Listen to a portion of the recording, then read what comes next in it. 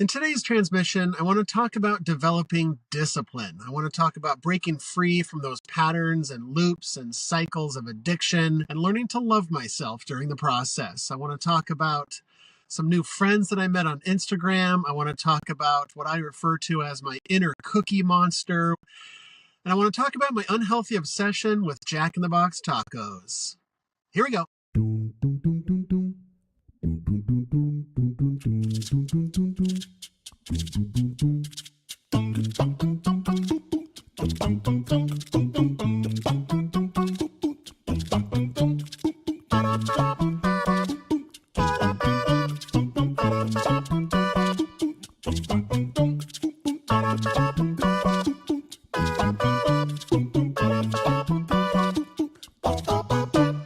Hello, everybody.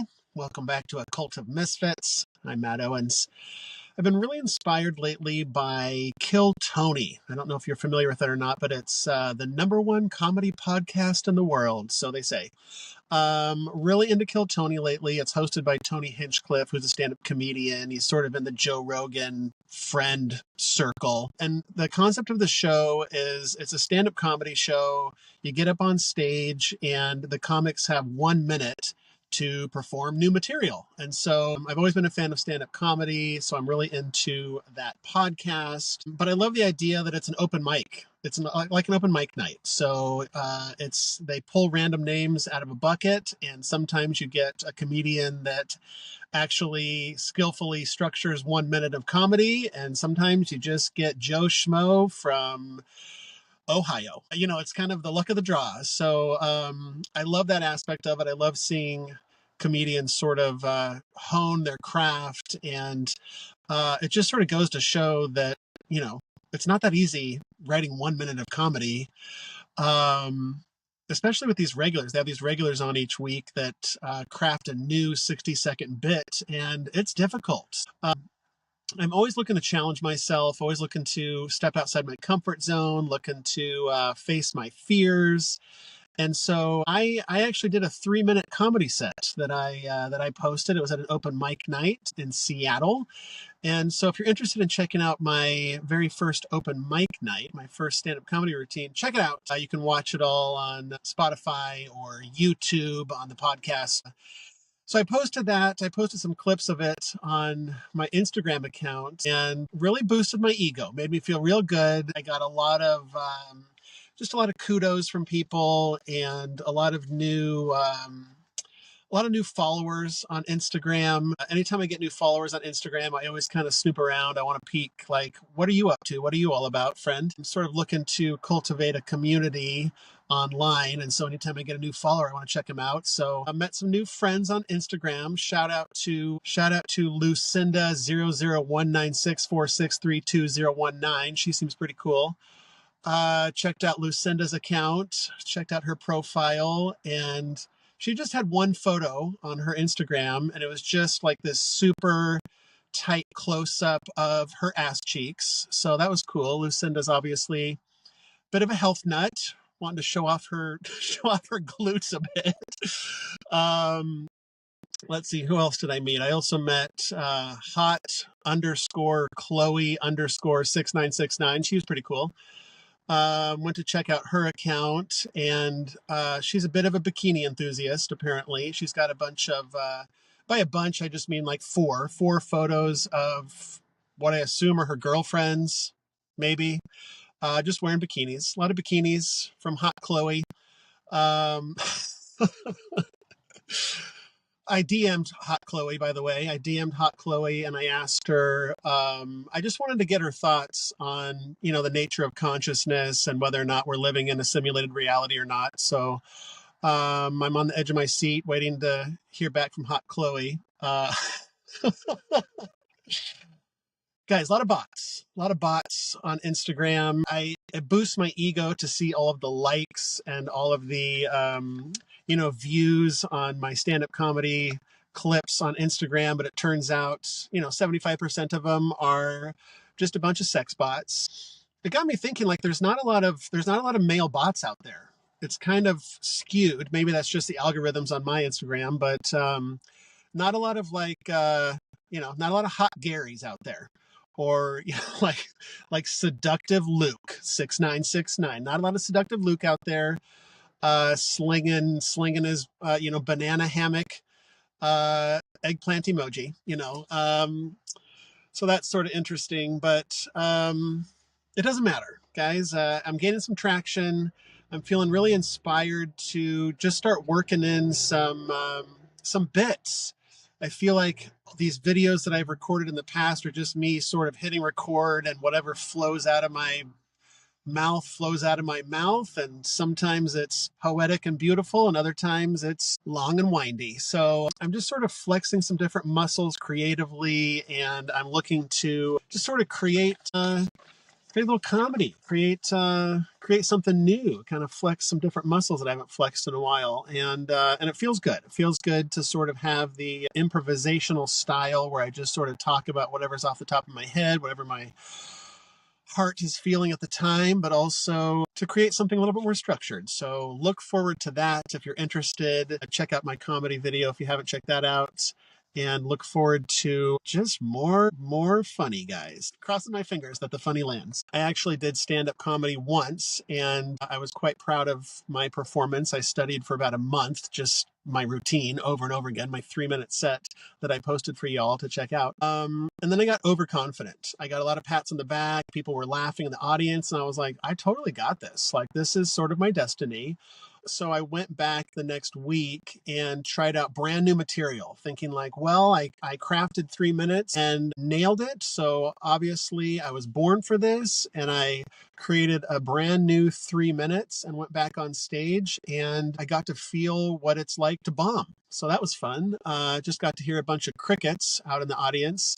When you're standing up on the stage, for those of you that haven't ever been up on stage before, the lights are blinding. So you can't actually see the audience. And the only way that you know that you're connecting with them on a human level is you can hear laughter emanating from the dark void that is sitting in front of you in the stage. So my second round was a huge flop and not funny at all. So I'm just going to continue chugging along and plotting my way through it, and just coming up with new creative things, guys. So thank you for joining me on my creative journey. Today I want to talk about addiction, and I want to talk about discipline and self-hatred and shame and these patterns and cycles that we get ourselves into. For those of you that have been following me on the podcast and on Instagram, A Cult of Misfits on Instagram, by the way, if you're not following me over there, I post on there regularly. If you're interested in additional content over on Instagram, I've been talking a lot about my addiction journey and how the universe has really been nudging me to go sober, which I have. And so I'm officially just over 2 months sober, which, gold star for me. I kind of had to get over the hump of going through the fire and sort of readjusting and balancing myself physically and mentally and emotionally. And so I've kind of been off the grid for a bit in terms of creating content and creating videos while my body goes through a reset period. I've always latched on to various substances, and I basically have no chill whatsoever. I try to tell myself that I have chill, but then I realize I have no chill. It's sort of my inner cookie monster is what it is. It's like that guy can't just have a couple of nibbles on a cookie, and I relate to that viscerally. Anytime I have just anything in front of me, whether it's like a plate of cookies or a fifth of bourbon or a pack of cigarettes or a joint or even a carafe of coffee, it doesn't matter. I have no chill, and my eyes just like roll back into my head, and there's just a blur of my hands just madly shoveling cookies into my mouth, metaphorically or maybe literally, guys. I can't have a couple sips of coffee in the morning just peacefully, to the bluebirds singing. I have to be like actively chugging from a carafe of coffee, with it just like cascading down my mouth, dribbling down my chin. I don't care. I just want to get that caffeine into my system as quickly as possible. And I keep chugging and keep chugging and keep chugging until, like I'm physically shaking and I have a tightness in my chest, and like my teeth are chattering wildly like a freaking meth head, like in a snowstorm, just like, chattering and grinding my teeth nonstop. And then of course that makes me want to just drink more coffee or eat more sugar or smoke more weed or chug more of whatever's in front of me. So the problem lies in that I don't have this issue with broccoli, right? Like I don't have this issue with a nice salad. I'm not like shoveling salad into my mouth. I do that grudgingly. I do that angrily, where I don't want to be eating a salad. I would much rather crumble, a nice macaroon on top or some sort of sugary substance on top. I'd really like to just open up a packet of sugar and just sprinkle it onto whatever I'm eating, just to sort of satiate my inner cookie monster, right? But it's a struggle. It's a struggle. And I play these games of like trying to tell myself to take a break, right? Like I'll do a sober October type of a situation, or I take a week off or a month off or whatever I've convinced myself is going to get me back on track or to rebalance myself. But the truth is it's the whole time I'm taking a break, I'm thinking about the substance nonstop, whether I'm taking a break from coffee or smoking weed or drinking alcohol or whatever. Like I'm just sort of rocking in the corner like a crazy person, just biting my nails. Like, when do I get to smoke again? When do I get to smoke again? When do I get to drink again? Counting down the days, crossing off X's on my calendar. And then 5, 4, 1. As soon as it hits midnight, I go fucking nuts again and start smoking wildly. Like, here we go. And it's just like full throttle, a no chill again. So I just sort of, at some point recently, I've gotten tired of just wrestling with this beast that resides within me. The Cookie Monster sounds all cute and cuddly for children, but it's a beast that resides within me. And anytime I get into these patterns and these cycles of just go, go, go, go, go, here we go, full throttle, I just wrestle with that beast nonstop. And the week off or month off or whatever time, sober October that I take off is a good break, right? Like it's a good to have a breather, but then I know eventually I'm going right back to it. And so at some point, especially recently, I just got sick of wrestling with that beast. I just got sick of going all in with this thing and then taking a break and then going all in and taking a break and going all in and taking a break. And so I thought, like, how can we manage this thing? Because it feels like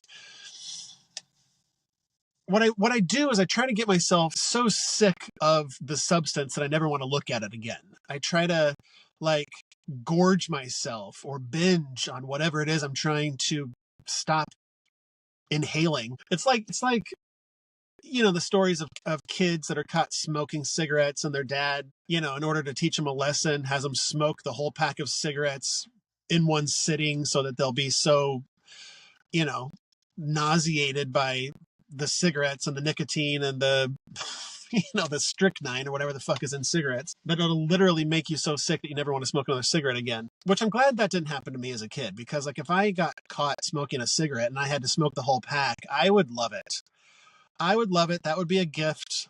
If my dad did that to me, that would be a gift. And then I'd be, within a week, I'd be smoking a pack of cigarettes at 8 years old. My dad, trying to do his best by teaching me a lesson, but it would just make me want to smoke more. So, same thing with Coke. Like if I ever snorted Coke as a kid, right? It's a real problem, guys. I'm sure I heard about it on the news that, the Coke epidemic in this country with children.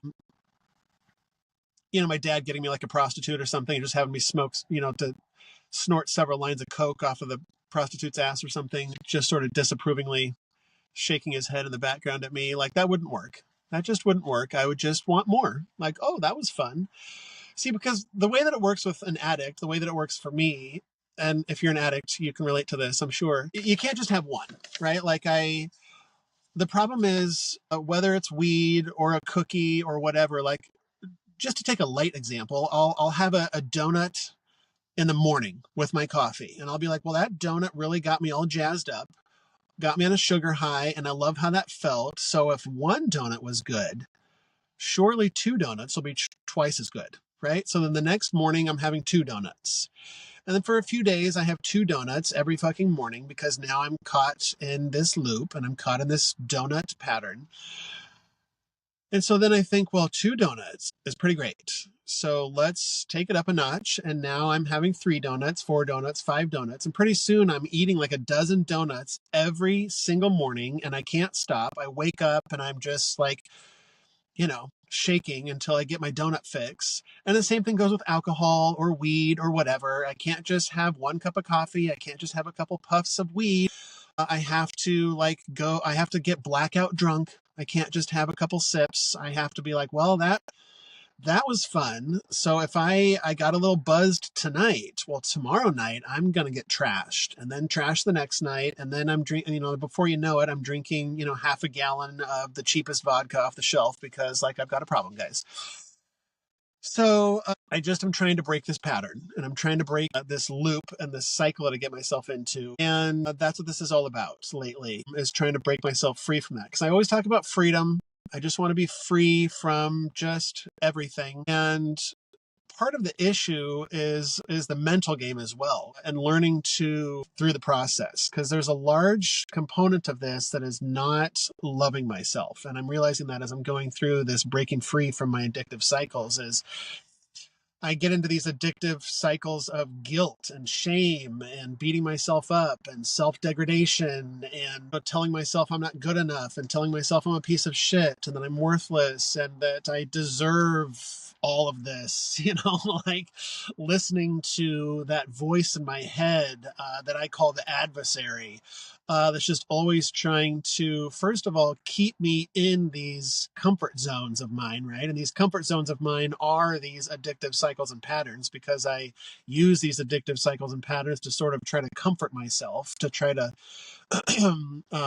use them as some sort of a crutch or a band-aid to cover up deeper issues that I never had addressed before, right? But I'm learning as I go inward that much of my adult life I never loved myself. I never loved myself. There was many aspects of my personality and my actions and my behaviors that I just hated about myself, and I kept them hidden and didn't want to talk about them because I got real triggered about them, because I hated those aspects of myself, right? And I never really learned to, sort of embrace my imperfections, to give myself fucking grace. Never did that before. That's something that's new and I'm working on, and it feels great when I do it. So that's healthy, I suppose. But a part of that is just to have, love and compassion for myself, realizing that this doesn't happen overnight, right? Because the adversary in my mind, that voice in my mind that's telling me that, like, if I don't quit within a week, I'm a piece of shit. If I have no self-control, I'll never be able to do this, right? But like, for example, right now I'm sort of trying to get myself into a pattern of fasting. I've played around with intermittent fasting on occasion over the years, to great results, by the way. When I am actually intermittent fasting, I feel fucking fantastic. I feel amazing. I feel energetic. I feel like it gives my body a chance to regenerate and to breathe and to relax and not be always shoving substances and food and coffee and weed and alcohol, just to give my body a chance to breathe, right? It's just sort of this metaphorical breathing in and breathing out and breathing in and breathing out, and the inhale and the exhale. And the exhale is just giving my body a chance to recuperate. And so I'm doing right now, is what I'm working on, is intermittent fasting again. And some days I'm successful, other days I'm not. And because I'm not new at this whole, trying to break these patterns, I like the little glitch here behind me. It's like glitches in the Matrix, guys. It's metaphorical. Just giving myself some fucking grace, right? Letting myself know that, like, if I fail today, I'm not a failure. I'm not a failure at life if I relapse today. I'm not a failure at life if I go off my diet or don't intermittent fast today. If I have a moment of weakness and I want a cookie or want to smoke some weed, which, by the way, I haven't had any drugs or alcohol in over 2 months, and I haven't had any relapses, and I feel good about that. I feel proud of myself. So then when I am trying to reduce the amount of sugar that I'm eating and coffee that I'm eating, for example, which is what I'm currently doing, what I want to do is, the adversary, that voice in my head, tells me to quit everything all at once. Like, okay, next week we're going all in. We're going to quit drinking. We're going to quit smoking weed. We're going to stop with sugar. We're going to eat healthy, and we're going to start intermittent fasting, right? And so I build it up into my head and listen to that voice in my head. And then it starts to become so big and too much to handle. And then I'm destined to fail, right? I'm destined to not be able to handle all of those things. So what I've learned over the years is to take baby steps, right? So my baby steps on this go around are to quit smoking weed and drinking alcohol. Okay. That's phase one. And I've been doing great. Honestly, I don't even feel, I'm not even tempted. So that's a blessing in itself. And the truth is that I've tried to quit drugs and alcohol so many times in the past that it's finally stuck, right? This isn't my first go around on this thing. That's part of the thing I have to remind myself too, is that like, I'm not going to do this on the first try. And if you think that you are, you're not. Okay. So like, if you do, good for you. Yay. I don't know who you are. You're superhuman. You're not from this planet. You're going to have to do it many, many times. And you're going to fail many, many times, as I did. And part of that grace and part of that forgiveness for yourself is being able to understand that like, it's a process. It's a process. You're going to fail.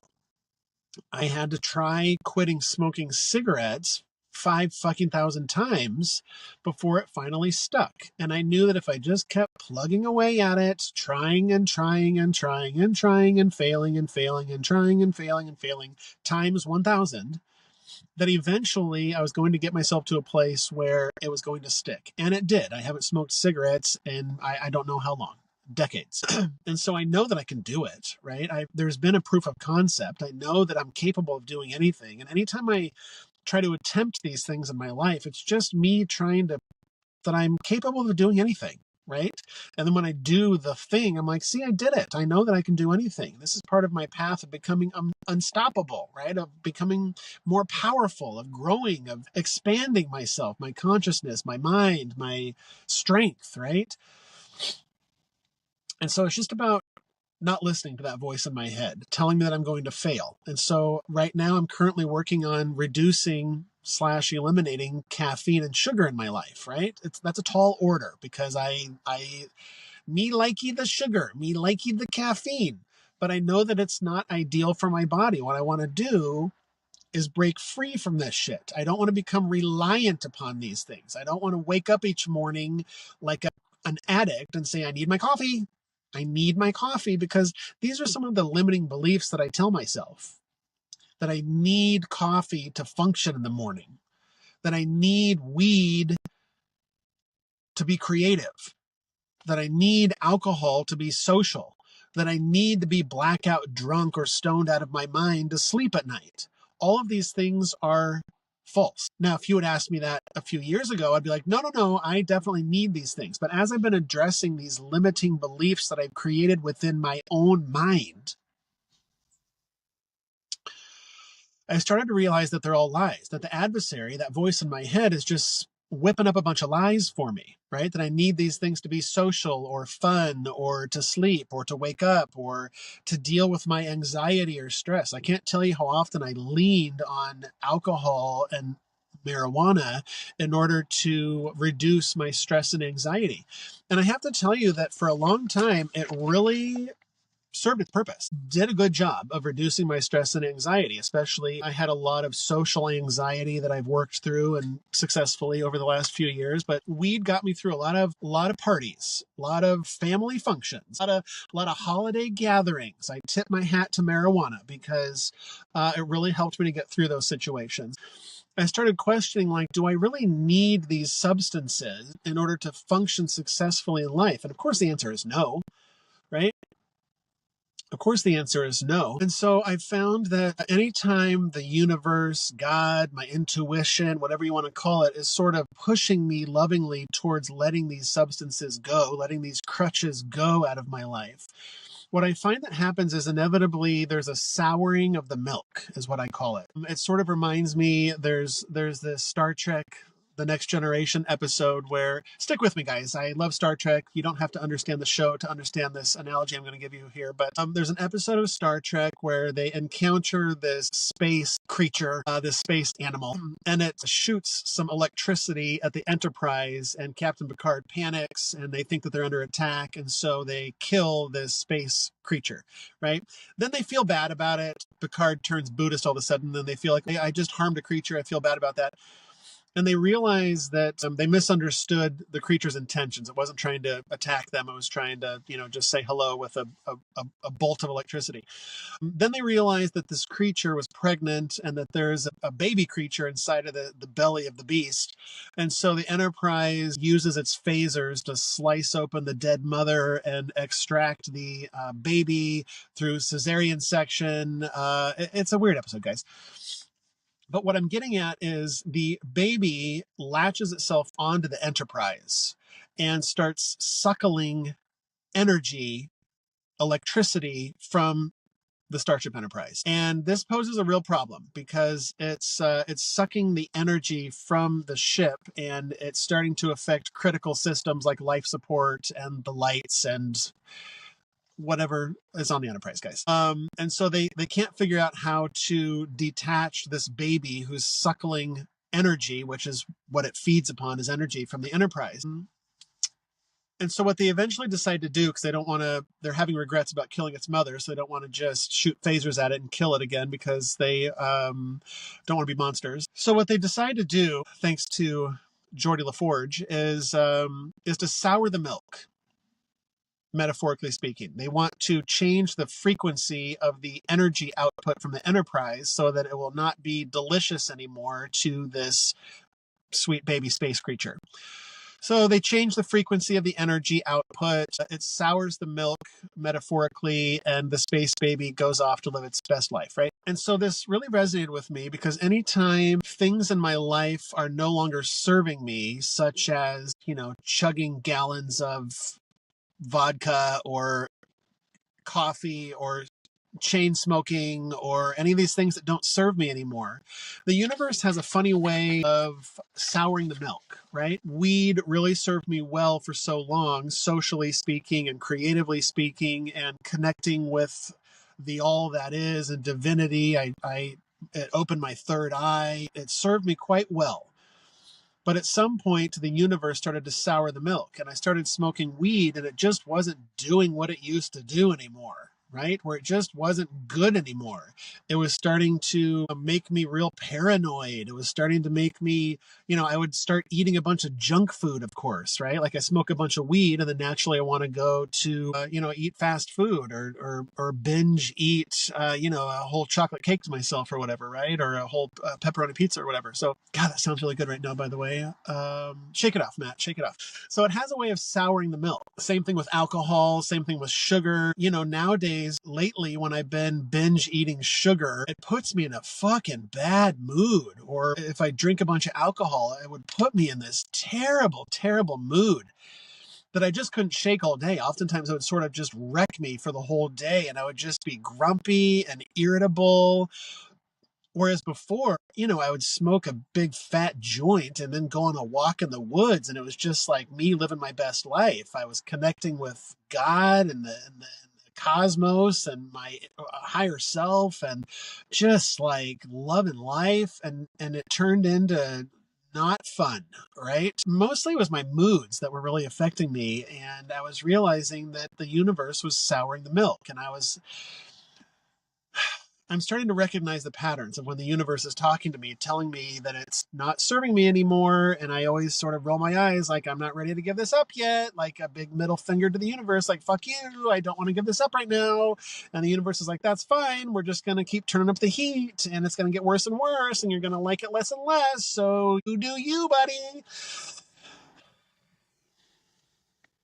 And so the milk has been real sour lately. And so I feel real good going sober. And so I'm just, phase two, now that I've sort of got drugs and alcohol under my belt and I feel stable. Phase two is sugar and coffee. So that's what I'm working on. But I've never really considered myself a disciplined person. A large part of that is because I just don't want anyone telling me what to fucking do. Right. And that includes, my own intuition, my own intuition, which I believe is sort of the red phone from the divine, right? Just sort of a direct connection to God saying, hey, here's maybe the direction we should be heading to, best, for growth and expansion of our soul. I oftentimes don't want to listen to that voice, but I've found that when I do listen to that voice, that intuitive hit, my gut, things tend to get better. So I grudgingly nowadays, rolling my eyes heavily, follow that voice. But there's always an initial period where I'm like, fuck you, don't tell me what to do. Fuck you, don't tell me what to do. I'm going to do my own thing. I don't want to be disciplined. I'm not one of these David Goggins types or, Joe Rogan or, these militaristic guys. I listen to a lot of entrepreneurs podcasts, and a lot of them are real hardcore, real disciplined. They always brag about how they wake up at 4 a.m. and, do 55 push-ups and then a cold plunge. And then, they make their bed and then they make their smoothie, and they're very regimented about their routines, and they're eating their cold oats. And I'm not into it. Not into it. I don't want, because that's just another pattern for me. And I don't want to get stuck in another pattern of how to do a morning routine. I just sort of want to fly by the seat of my pants and do whatever feels good. And what I'm learning is that a little dash of discipline can maybe be good for me at times, right? Like I don't have to be militaristic and hardcore about it, but I also maybe need some guardrails in my life. And so that's sort of what I'm playing with lately is putting some guardrails in place. I don't like to use the word rules, because anytime I hear the word rules, the hairs in the back of my neck start standing up and I start, going into berserker mode. Like, don't fucking tell me what to do. And it's like, okay, buddy, calm down, take a breath, take a breath, take a breath. Nobody's telling me what to do. We're just setting up some guardrails here, because when I don't have guardrails, I tend to go off the fucking cliff, right? I tend to, drink myself into an oblivion or eat the whole tray of cookies, and Cookie Monster starts waking up again and I go into crazy mode. So I'm learning that a few guardrails are maybe a good thing for me, right? Just to sort of keep me on the path. And it's on the path that I want to be on. It's not the path that I think society is telling me to do, because it's like, fuck you, don't tell me what to do. Or the path that my parents are telling me I should or shouldn't be on. Fuck you, don't tell me what to do. So it's just my own path, my own guardrails, right? And it's not to say that I don't bump up against those guardrails, sometimes pretty violently, right? Because I try to push my way where I want to go. I want to go over here. And those guardrails, I'm learning, are a blessing. They're there for a good reason. And they have been really helping me out so that I don't go back to the old way, these old patterns, these old coping mechanisms, right? That what I'm trying to do, this path of freedom that I'm forging for myself, I often am heading into unknown territory. I'm often heading into darkness. I'm heading into uncharted waters. And in order to do that, I've found that setting up these guardrails for myself and setting up these new patterns of healthy behavior, right? Like, I just wish I could endlessly eat broccoli, but I'm not there yet, guys. Not there yet, but these guardrails have proven to be quite effective. And I'm learning that they're a new tool in my tool belt, and I don't have to go off the deep end with the rules and the regulations in my life, but they're just there to sort of bump me back onto the path that I want to be on for myself, right? And a lot of times when I bump into the guardrails, this is metaphorically me experiencing suffering, right? And so often in our lives as humans, we don't want to experience suffering, but I'm sorry to tell you, it's a part of life. It's a part of reality. It's a part of the material 3D realm that we've found ourselves in. Like, yay! And so often I want to get myself away from suffering. And so the ways that I had done that in the past were drinking and smoking and relying on these crutches, right, to get through so I don't experience suffering. If I am experiencing anxiety or stress, I don't want to experience that suffering. That's yucky. I don't like that. So I just smoke myself into an oblivion. But I was just listening to another podcast and somebody was talking about, it could have been Jordan Peterson. Big fan of Jordan Peterson, by the way. If you haven't checked him out, I highly suggest Jordan Peterson. I don't know who to attribute it to, but they were talking about suffering, and they were talking about suffering now versus suffering later, right? That there's going to be suffering no matter what you do. Suffering now versus suffering later.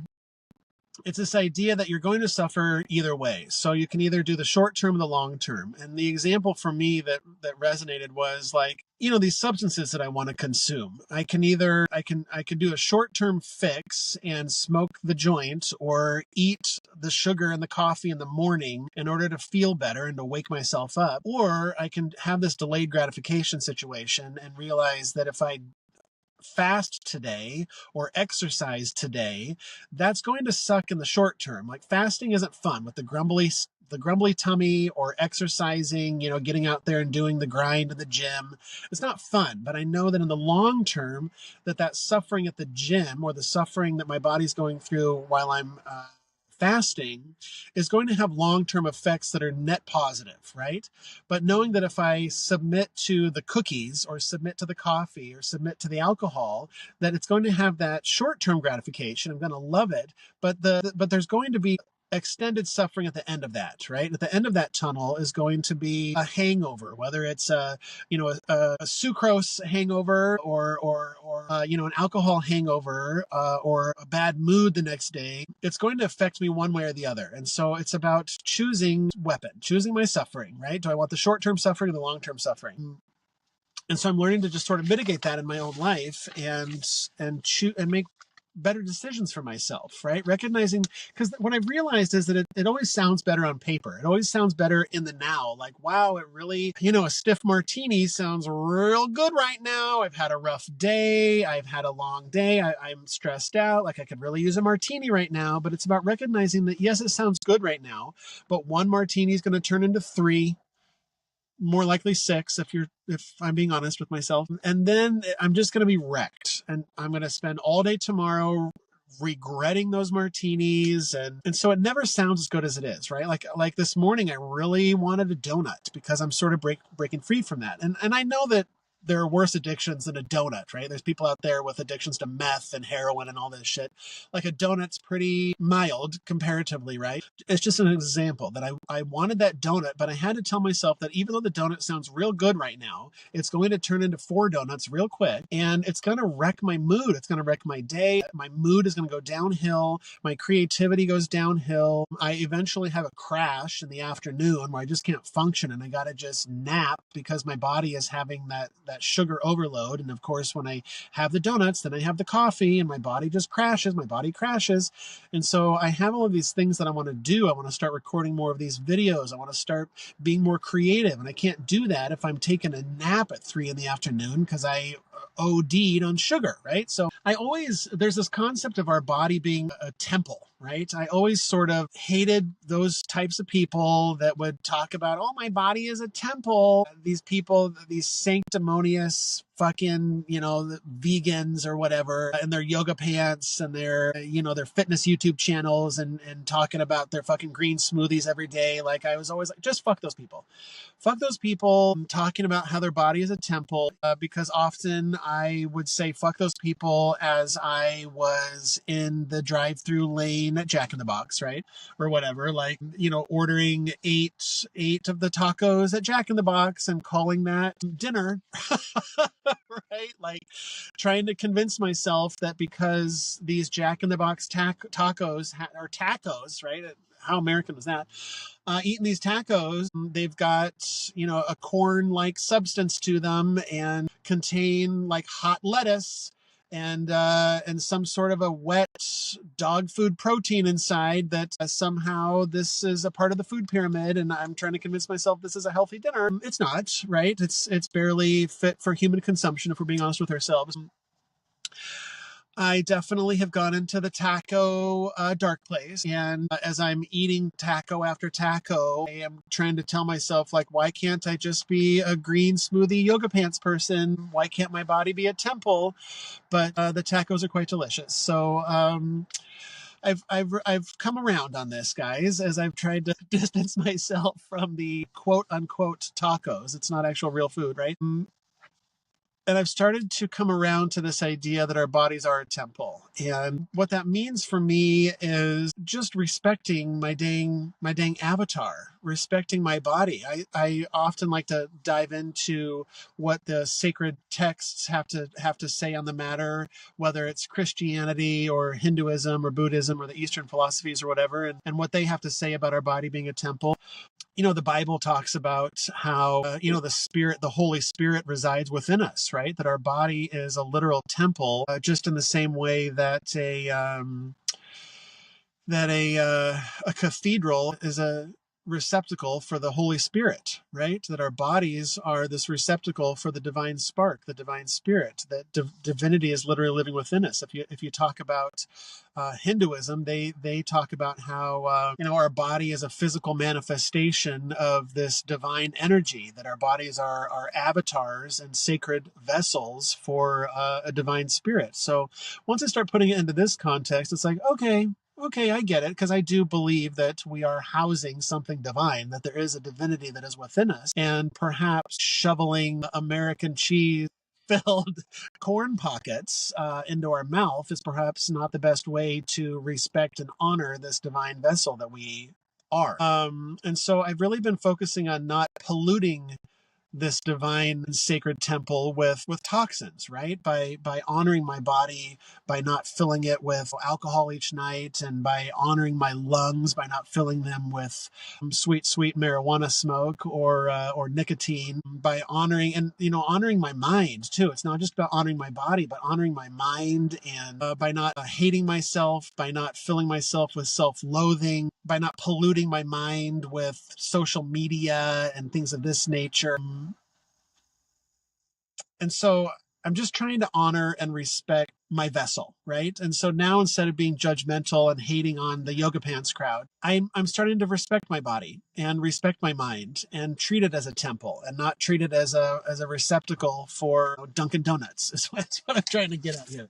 So I'm trying to be more accountable to myself and to be a man of my word. I teach my kids to be a man of your word. When you say you're going to do something, to do it. And so now when I say I'm going to eat healthier and say I'm going to try to respect myself more, I try to actually do it.